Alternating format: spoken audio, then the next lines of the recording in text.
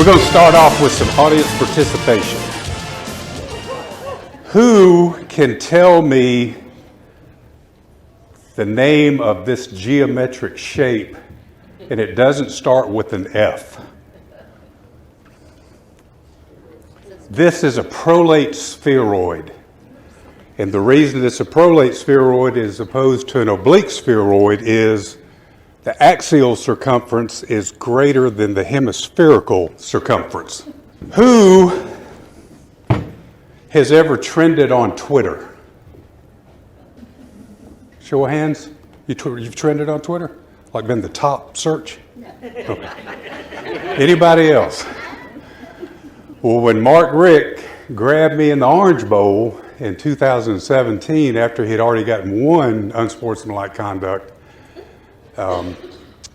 it was a big deal, and so I trended on Twitter. Who in here has been knocked unconscious during an SEC primetime Saturday night game not once, but twice? Y'all need to get out a little bit more, obviously. So as mentioned, I did what I did for 31 years. Didn't seem to have been that long, but I want to share some of that information with you as we move forward. First of all, I got a couple of people that I want to introduce. My oldest sister, Sherilyn, who is married to Austin Jones. They live in Inverness. And then I have my son, Gus Morris. He and his wife, Brooke, and their two twin boys that are a year old now, a little over a year, live up in Cleveland. So I am delighted and fortunate to have them with me tonight. I also have one other person. He's already been recognized tonight, but there's a reason that I'm here from 45 miles north of Atlanta. Sometime last June or whenever, it doesn't really matter, I got a message on Facebook Messenger from somebody that I had no idea who it was and said, "Hey, would you come to Leland, Mississippi and speak to my Rotary group?" And I'm like, "Sure," because I've got family over there and I can double dip and it'll be fun. So anyway, Rob Walters is the person that reached out to me. So if y'all have any complaints after I'm done tonight, talk to Rob. So as I mentioned, I did this for 31 years. Coincidentally, my father, the late, great Gus Morris from Vicksburg, also did it for 30 years. So we combined for 61 years. Today would have been my father's 93rd birthday. I didn't get into SEC officiating because of my dad. That's a topic for a different day. He obviously helped me get in, but once I got in, he told me, "You're on your own." He had done what I did. He saw me work 2 college football games my entire career. He didn't need to watch me work. He had done it. He gave me one piece of advice, and he said, "When you can, try to get there a little bit early, and don't be in too big of a hurry to leave." And had I not done that, I would not have been able to accumulate the stories that I did to write this particular book that I wrote. I've got enough material for 4 more books. So depending upon how many books y'all buy tonight, which I'll have copies of in the back for $20 a piece, then I may publish another edition. One thing that's kind of unique that that I'd like for y'all to know is that each season that we went through, we obviously got a year older, but the players stayed the same age, and they got bigger and faster and stronger every year. I did most of my officiating in the southeastern part of the country. Every one of y'all has screamed at me at some point in your life, and that's okay. But I've been to a lot of other places in this country and have experienced a lot of stuff. I have seen things that are just, to me, have been totally, some of them have been life-changing, and have been able to share those experiences with other folks. I'd never worked a game in Alaska, didn't work a game in Hawaii. I was going to work a game in Hawaii one time. In 2000, Y2K, the week before the last regular season game, our coordinating officials called me and said, "Hey, Gus, we're going to have one of the Hawaii Bowls. They used to play two bowls in Hawaii. Y'all remember that one? I think they were on Christmas Eve, maybe? The Aloha Bowl and the Oahu Bowl, something like that. I don't remember who the sponsors were. So Bobby Gaston, who was our coordinative officials, called me and said, Gus, look, don't make plans, but we've got one of the Hawaii Bowls, and I'm going to send you down there. Start looking. How you going to do it? And this was between Christmas and New Year's, and I used to take that week off. So I'm thinking, man, I'm going to tropical paradise for a week. I'm going to learn how to surf. I'm looking. I'm not making any plans, but I'm pretty stoked about it. And that weekend, the last regular season game, Georgia beats Georgia Tech. When they accumulate 6 wins, they get bowl eligible. They send Georgia to one of the Hawaii Bowls, so the SEC is out. Okay. I didn't know this. I had no. I don't even know where I was working. I worked so many of the Egg Bowls. I might have been working at Egg Bowl. After the regular season's over with, then they assign the SEC championship crew. That goes to the number 1 crew of the year. The grades are accumulated throughout the season. Bobby signs the championship crew, and then he starts signing the bowls. If we get one of the New Year's 6 bowls, he assigns that, and then he comes down. I think he called me on Tuesday, so I know I'm not getting a New Year's 6 bowl, but I'm coming there. So he calls me and goes, hey, how's it going? How's work going? Fine. How's your family? Great. I asked him how Gail's doing, his wife, everything's good. He says, Gus, I got some good news, and I got some bad news. He said, the good news is you still got a bowl. And I said, well, Bobby, what's the bad news? You ain't going to Hawaii. And it's like, okay. I said, well, where am I going? He said, Boise, Idaho. So I'm thinking tropical paradise, flowered shirts, to a place that the only thing I know about it is they got potatoes. It ended up really being a fabulous trip. It was cold, and we played on the University. Actually, Boise State was playing in the game against UTEP. Had a little problem at the end of the game. Boise scored a cheap touchdown. They rubbed it in on UTEP, and we almost had a riot at the end of the game. But that's where they have the blue field, the Smurf turf. And I'm going to tell you what, it was freezing cold. But when you go to bowl games, the bowl committee assigns liaisons to the officials, and usually they're local high school officials. And so they'll escort us to dinner. The bowl pays for a dinner. They usually pay for a lunch. And then they'll take us to some extracurricular activities that may be of interest in the area. Some people went, not snow skiing, but cross country. You know what I'm talking about? I know we live in the Delta and there's no snow down here, but anyway, we did various things. But our liaison was kind of a young couple, and of all things, she was a professional water skier in Boise, Idaho. I mean, I'm thinking Weeki Waki in Florida is the place where those people hang out, but she was a professional water skier, but they were fabulous, fabulous people. My first bowl was in San Diego, and I think it was 98. And it was Nebraska and Arizona. It was a pretty big bowl to be a first bowl. I'd done several senior bowls up to that point, but this was the first. These bowls mean something as far as final rankings and stuff like that. So we go to San Diego again. This is between Christmas and New Year's. I take a week off and spend just about a week in San Diego. Beautiful, beautiful, beautiful part of the world. At least it was back then. I don't know what it looks like now. Our liaisons, one of them is a retired naval officer, so we've got access to the, I'm not sure if it's Miramar, but it's out in that area out there. Beautiful, beautiful, beautiful place. So 2 nights before the game, they take us on a sunset cruise on this guy's yacht, and the yacht's from this wall to that wall, and it's, this wide. It'd be just a huge boat. Really great afternoon. We cruised the bay.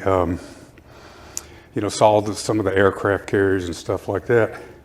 And then the next day, before we went out to dinner, they took us back out to the Naval Yard, and we got to tour nuclear-powered submarines. And I happened to be selected to go on the USS Alabama, like Roll Tide.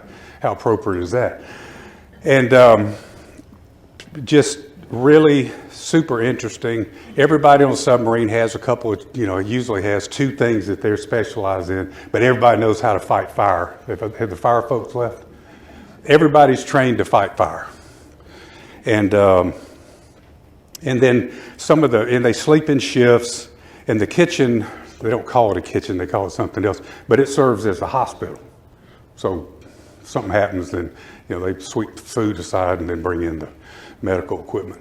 When it was time for us to leave, we were on these submarines for at least an hour, and very, very impressive. We get up on deck, we disembark the submarine, and we're standing on the dock, and right at that moment, as we gathered, was sunset. And way across this harbor was a shrill whistle. And everything on that base stopped, and every soldier faced a flag and saluted the flag. Then there was a trumpet playing taps, and those flags came down simultaneously. The proudest moment that I've ever experienced to be a United States citizen. It was breathtaking. I still get choked up and excited about it. So then the next night is game night. Pretty good game. We're coming down the stretch, and Arizona has the ball with about 6 or 7 minutes left to go in the game, and they're behind. They drive down, they score, and it's a 2-point game. They're up by 2 now over Nebraska. Frank Solich was the coach at Nebraska at that time. He was a fullback and played at Nebraska, and that guy's about that big. I was surprised at how small he was. But anyway, Arizona wants to go for 2 and kind of rolling the dice, but if they're successful, then Nebraska, when they get the ball back, they got to score a touchdown. There's not going to be a field goal to tie, so they want to go for 2. Well, when they score, and there's a reason I'm telling you some of this detail. When they score, we've got 2 dead ball fouls after the touchdown. I've got 1, and our side judge, Don Shanks, has 1. Well, back then, you penalized the fouls in order of occurrence. Well, Nebraska's fouled first, and then Arizona fouled. So we went from that's a succeeding spot foul. I'm not going to get too technical on you because I don't want y'all to start looking at your phones. So we go from the 3 to the 1.5. That's Nebraska's foul. And then we penalize Arizona 15 yards. So it's 16.5 yards. Well, the going for 2 option is kind of off the table now. That's a very low percentage play from that far out. The next year, though, that situation became offsetting fouls. Now you see it, dead ball, personal foul, Mississippi State, dead ball, personal foul, Ole Miss. Those penalties offset, replay the try or whatever, replay the down. In that case, we would have just gone to the 3 because it was a dead ball foul. There are no officials on the NCAA Rules Committee, believe it or not. They're athletic directors and coaches. There's an NCAA Rules Secretary who is kind of a sounding board, but he doesn't vote. Well, the next year, that situation that I just explained to you became offsetting fouls because of that play. Dick Toomey, the head coach at Arizona, was on the Rules Committee.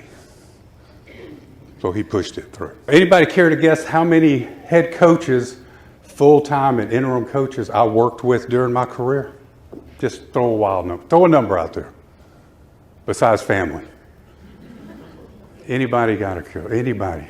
50. How many? 50. 102.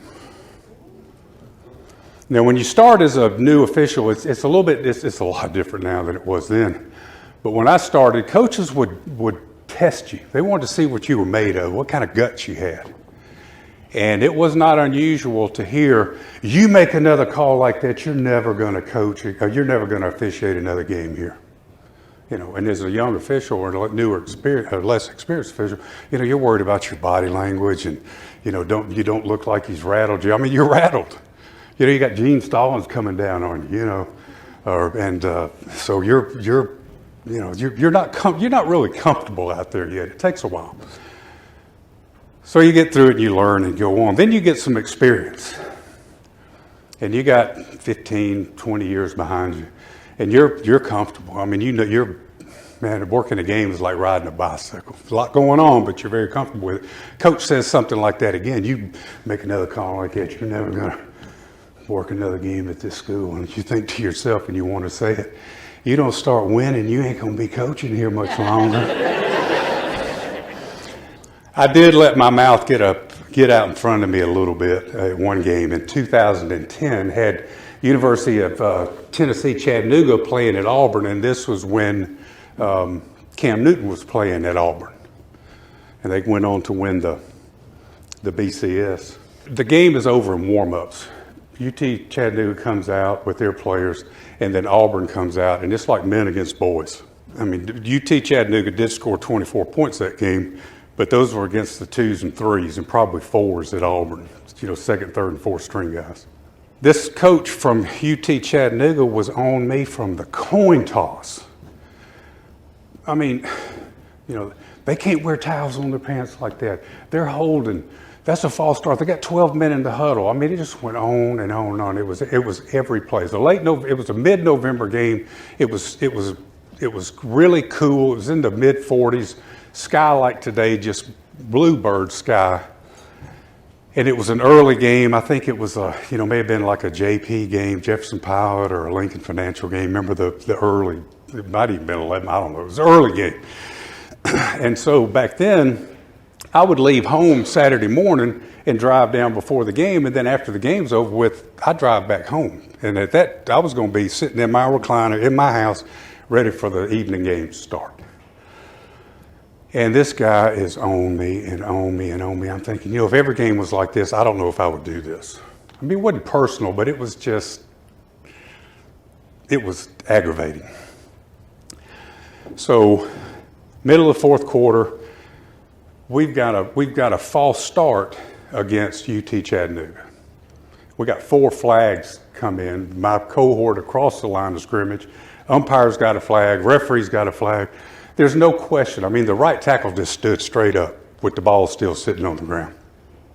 So we run in, it's going to be, got false start, number 72 on UT Chattanooga, 5 yards, replay the down. So I have to, as a head linesman, the down indicator, I have to make sure that the down indicator is moved back 5 yards and we got the right down on it and all that kind of stuff, and we confirm all that. And then I go pick up my flag. Well, when I go pick up my flag, the UT coach is just screaming at me, "Come on, Gus, you got to help us. You got to help us." And I reached down and I picked my flag up and I said, "Coach, I'm helping you all I can, but I need a little more effort out of you and your players." I mean, I had it. And as soon as it came across my lips, I thought, I'm going to get a phone call from Bobby Monday morning. And it may cost me a bowl game. But the phone call never came, and I never heard another word out of that guy's mouth the rest of the afternoon. And I did make it home in the evening to watch the 7 o'clock ball games. Now, look, I could sit up here and tell you stories for hours. The Rotary Club in Leland can testify to that, which was a fabulous group. But then there wouldn't be a reason for y'all to buy a copy of my book, which, again, I'm going to have copies in the back available for sale after the speech for $20 a piece. But I do want to open it up for questions. I would much rather answer questions. If somebody asks a question up here, I'll try to repeat the question so that the folks in the back of the room can hear it. So don't be bashful. What was the loudest stadium you ever repped in? Well, they're all loud. I will tell you the first time that I really that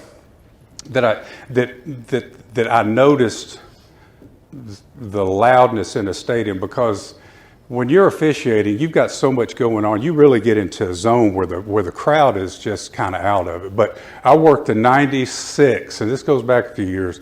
But I worked in '96. That was my first Iron Bowl, and Gene Stallings brought Alabama from behind and scored late. I mean, like with less than a minute to go in the game. Dennis Riddle ran left, right up the middle, scored. And we were playing in Legion Field in Birmingham back then. It might have been one. I don't know. I don't think it was the last one in Legion Field, but it was anyway. It was the last time that. Well, I'm not even going to go there. When Riddle hit the goal line, the place exploded, and it literally took the breath out of you. It was that loud. And Stallings was a different human being that night. Stallings was a junction boy. He was hard nosed. And during the game, I mean, he came up to me a couple of times like, "Gus, you doing okay? You need any water?" And I'm thinking, man, he's teeing me up. He's getting ready to mash me. And it was like that the whole game. We had a TV timeout after that touchdown that Alabama scored. Stallings came up to me, shook my hand. He said, "I'm through." I knew before, I don't know how many million people, that he had made the decision to retire. So, but that's it. I mean, but they're all out. I mean, you know, I had somebody ask me the other day, said, "God, how do you go to Mississippi State and work all those cowbells?" I mean, it's like, you know, I don't know. I can't hardly hear now anyway. But it's you know, it just depends on it depends on the scoreboard. That's probably the simplest answer I can give you. But they're you know, Tiger Stadium at LSU is super loud. Florida's loud. It's kind of tight. It's got a lot of angled walls in the stadium. Leland is just monster. Alabama's loud. They're so, you know, I guess we're going to see what they do now, but you know, they almost got blasé over winning so much, you know. Yeah, they're all loud. So who's got another one? Don't be bashful. I mean, seriously. Yes, ma'am. I read your book and I enjoyed it. I just want to know, did you and Steve Spurrier ever make up? No. Did y'all? So the young lady read my book, and there's a chapter in there that maybe two chapters where Steve Spurrier and I had a dust up, a little more than a dust up, and so no, he does not. We have not made up, and he still doesn't like me. And I'm on the board of the Dodd Trophy, the Coach of the Year, Bobby Dodd Coach of the Year award.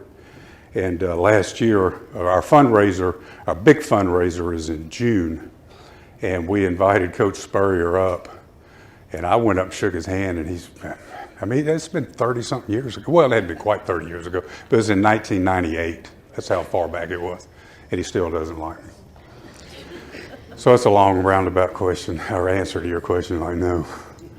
Yes, ma'am. What's your favorite football player? You know, I used to do PowerPoints, and I would list like just the players of the year, offensive player, defensive player of the year, and it's incredible, the people that I worked with. But I never really went out to, you know, I mean, I couldn't really focus on a player because officiating is positions and zones and areas of responsibility. But I mean, I hate to even mention the first name because there's probably, you know, well, who was, somebody help me here, Brandon Bullsworth, probably the good one to start with, the walk-on at Arkansas, and the Brandon Bullsworth Award now. Incredible story, I got to work with that. Michael Orr, got to work with Michael Orr. Tim Tebow, Cam Newton, which I've already mentioned. I mean, there's hundreds and hundreds of these athletes that do things that should be humanly impossible. Leonard Fournette had Auburn at LSU. Field temperature was 117 degrees.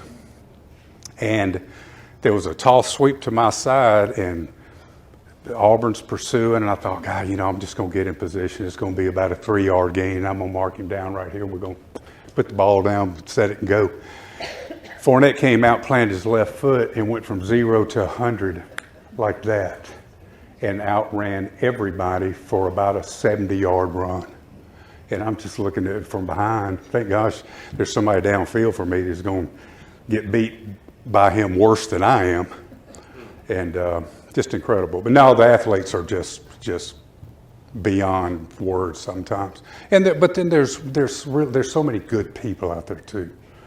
You know, I get sometimes, well, you know, how the players treat you out there. Players usually treat you pretty good. Most, you know, I mean, they really do. Coaches, for the most part, if they're winning and it's a close game and they have to coach, then they're pretty manageable. When they're on the bad end of the scoreboard, a lot of them quit coaching and you have to throw up a stop sign and say, I've had enough. If you let them talk, if they get personal though, you know, if they say anything that, you know, starts with you don't want to throw your ears up and listen, but they need to know that they're starting to cross a line that can get them in trouble.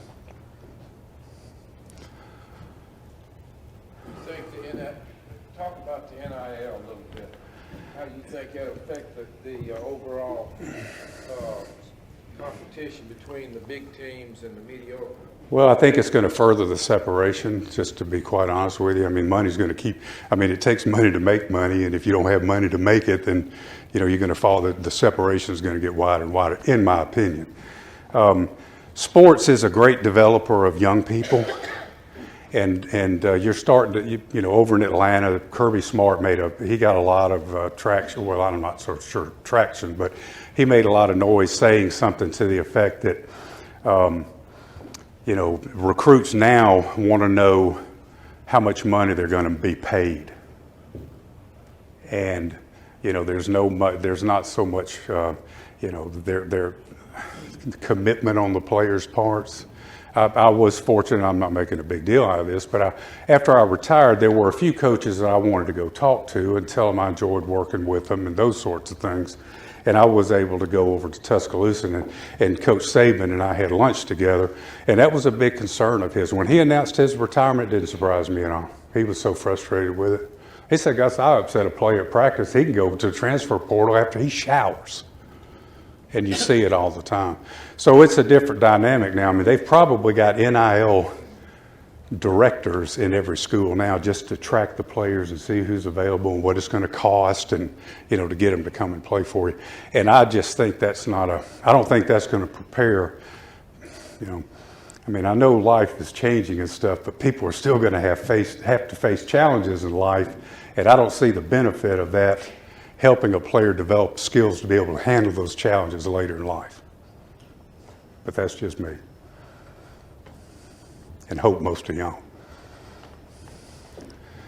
I see wheels turning. Any question? I can talk about anything now. When I was on the field, I couldn't talk about it. So I'll tell you one quickie while the person's thinking up the next question. When I wrote, anybody in here published a book? Man, y'all for 0 for 4. Fabulous experience. When I started writing these stories, it wasn't to write a book. I was going to, you know, write these stories and pass them down to my family and, you know, what I had done and all this kind of stuff and just share it. And I really enjoyed doing it. I would get up a little bit early in the morning and write for, you know, just a couple hours. I try to write no more than 3 stories. They're short stories. I had a friend of mine that loves football, and he's like, hey, you know, I hear you writing these stories. Can I read some of them? I'm like, sure. I mean, you know, at this point, I'm just writing. And he called me and he said, man, these are really interesting. I had no idea. And I'm like, well, it does pull back the curtains on a part of the game that the average fan is kind of unfamiliar with. And it's not the fans' fault. It's just that the officials live in a kind of a protected bubble. So anyway, he also happened to be a graduate of Notre Dame, had 2 degrees, and one of them was in English. So he says, these are really good. The content's great. He says, there's a couple of things that need to be, you know, checked off here and there. So he took his red pencil and he made some corrections and stuff. But it paid off in the end. And I'll tell you, I'll get to that in just a minute. But he would send them back and say, hey, send me some more. So I'd load up like 10 or 15 stories in a file and I'd email it to him. And about a week later, he'd send them back and want some more. So I did that for a while. And then I thought, and he's like, you might ought to write a book.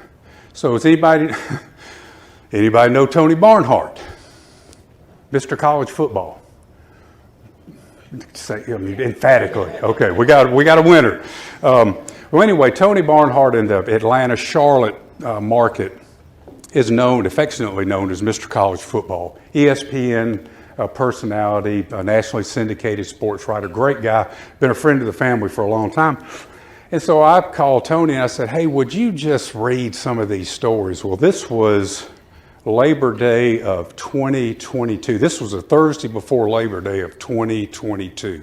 So college football is getting ready to, and his life is getting ready to go like that. And he said, Gus, I'll be happy to, but I don't know when I'm going to be able to read them, but I'll read them. When I'll take them with me when I travel. So Tony took them with him. About 2 months later, he called me and he goes, this needs to be told. This really needs to be told. I mean, it's a positive book. It's would you say? It's great. And so, well, and I appreciate that too. But it's a positive book. And, but Tony says, he's the one that, I use the phrase that pulls back the curtains on a part of the game that the average fan doesn't know. But he also told me that it was a wonderful piece of storytelling. And coming from a professional writer to a redneck from Cumming, Georgia, automotive mechanic, that was a pretty high compliment for me. So I thought, okay, well, I'm gonna start exploring publishing a book. Well, I mean, where do you go? Some people are like, oh, self-publish it. Amazon will do it for you. I'm one of these people, if I'm gonna do something, I wanna do it as good as I can. So I started interviewing some publishers and I landed on one. These are all like 800 numbers. And I'm calling and I get a feel for one and told them what I was doing. And they're like, we've never heard of anything like this before. Can we meet with you? And I'm like, sure, tell me, I don't know where you are. Well, they told me where they were.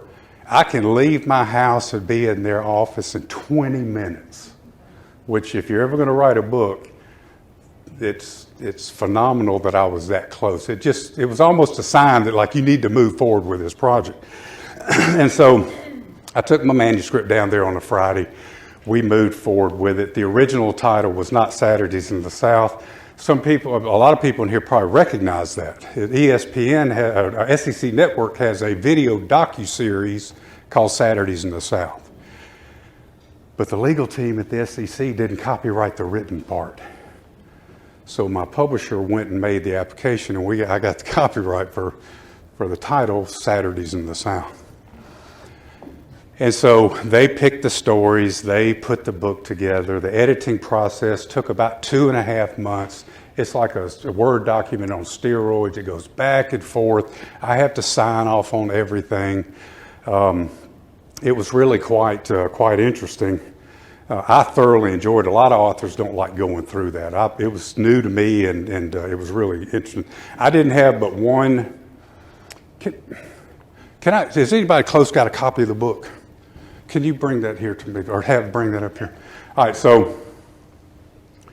so Caleb was my graphic design person, and so he sent me a graphic. I mashed my finger. I don't know if y'all can see that or not.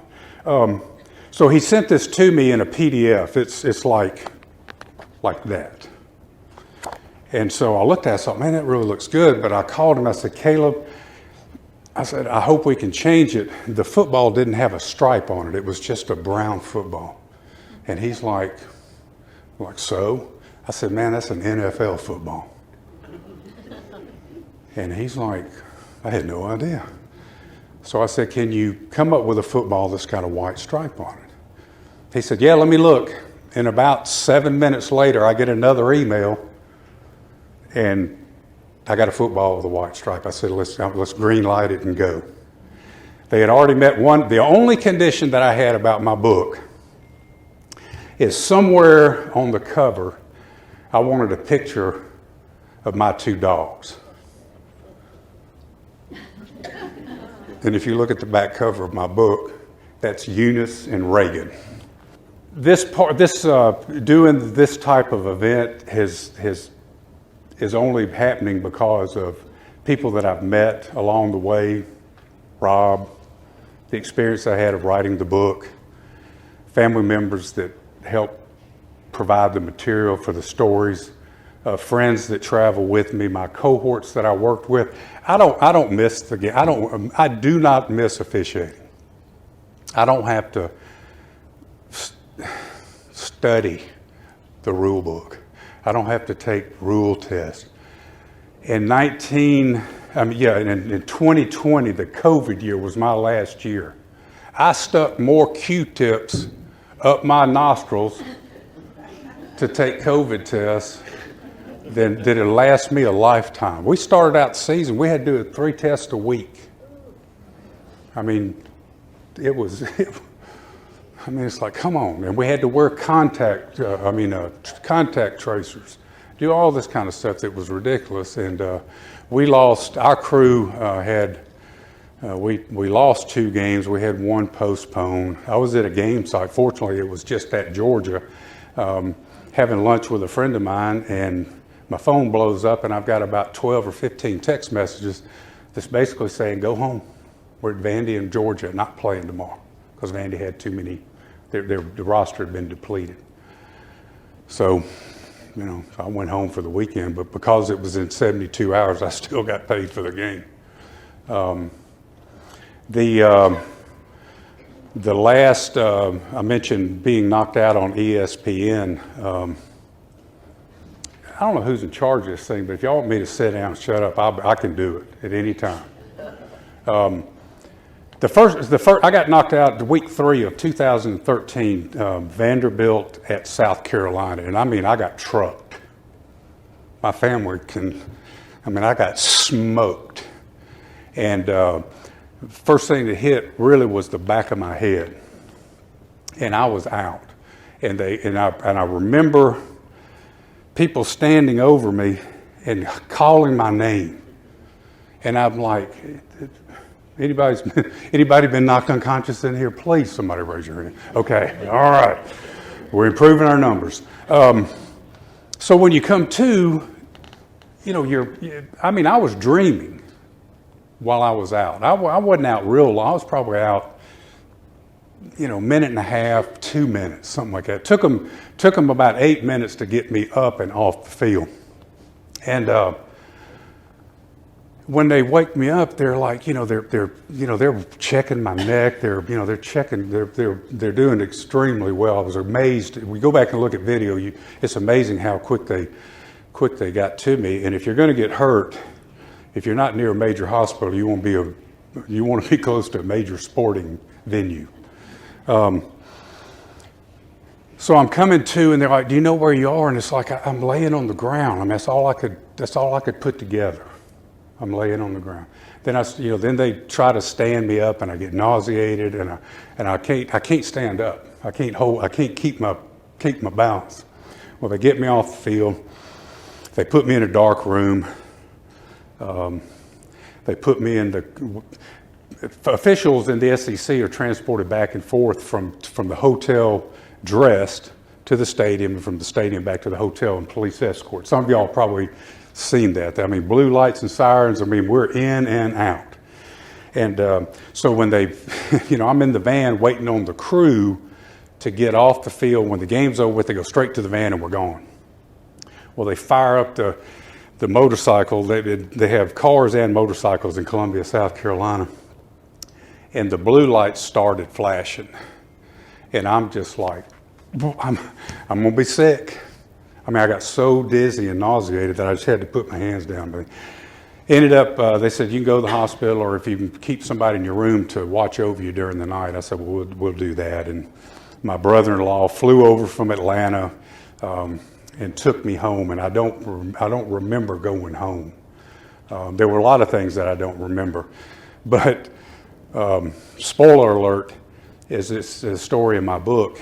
It was like, when I came to, it was like the Wizard of Oz. So what was happening when I was dreaming, I was weed eating in my front yard at home. And I hear people calling my name, and then when I'm weed eating, I'm looking around like, who is calling my name? I can't find them. And then I come to, and there's, when Dorothy says, and you were there, and you were there, and you were there. It was really weird. Ole Miss at LSU 2020, last game of the regular season. They played it the same night as the SEC championship game. And towards the end of the game, there was an official that got trucked by Matt Corral on the goal line. Ball came out. Anybody remember that? I don't blame you. It was raining, terrible game. Anyway, that was me too. And I got cut on that one. And then I went to my son and daughter-in-law's house, and then they took me to the airport the next morning after 2 Bloody Marys. Anyway. Y'all have been a tremendously fabulous group. Thank you for your attention. And if anybody needs a program, have Carl Will Travel. Y'all have a great rest of the week.